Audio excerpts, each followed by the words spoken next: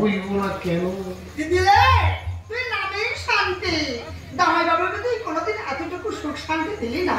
কিন্তু ওপরবেলা বলে একজন আছেন, ওপরবেলার বিচারে আর দামাই বাবুর পায়েই তোকে ধরতে হলো।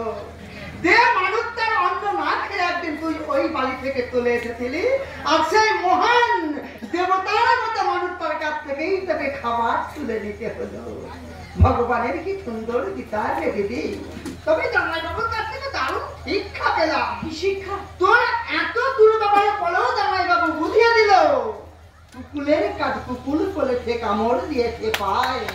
তা বলে কি কুকুরকে কামড়ানো মানুষের শোভা পায়? শান্তি, চুপ করে আছো কেন? কিছু বলবে না? তোমার সাথে কথা বলার মতো মুখ আমার নেই। তুমি শুধু আমার স্বামী নাও, তুমি আমার জীবনের শিক্ষক। তোমার মতো শিক্ষককে আমি স্বামী হিসেবে পেয়ে, তুমি তোমার অসীম ধৈর্য দিয়ে আমাকে তুমি হারিয়ে দিয়েছো। দেখো, আমি প্রতিশোধ নিতে চাইনি।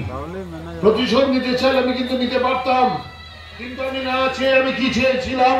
একদিন যারা আমাকে কাঁদিয়েছে, একদিন যারা আমার উপর অন্যায় অবিচার অত্যাচার করেছে, আমাকে আমাকে যারা কষ্ট দিয়েছে, তারা নিজের ভুল বুঝুক, তারা অনুতপ্ত হোক। আজ যেমন তুমি তোমার নিজের ভুল বুঝে আমার কাছে স্বীকার করছো তুমি ভুল, আমি ঠিক। আমি আমার সব ভুল স্বীকার করছি। বলো না, তুমি আমায় ক্ষমা করেছো তো? ক্ষমা? কিসের ক্ষমা? স্বামী স্ত্রীর মধ্যে আবার এই কি সম্পর্ক? শুনে রাখো, স্বামী স্ত্রীর সম্পর্ক হচ্ছে মধুর সম্পর্ক, একে অপরকে মানিয়ে নেওয়া। স্বামী ভুল করবে, স্ত্রী মানিয়ে নেবে, স্ত্রী ভুল করবে, স্বামী মানিয়ে নেবে।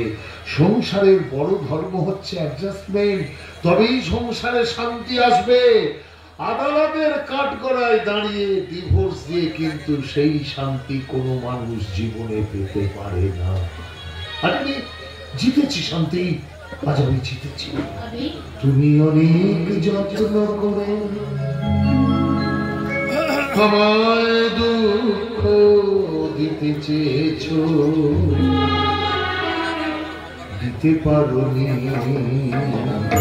দিতে পারোনি। তুমি অনেক যত্ন করে আমায় দুঃখ দিতে চেয়েছো, দিতে পারোনি, দিতে পারোনি।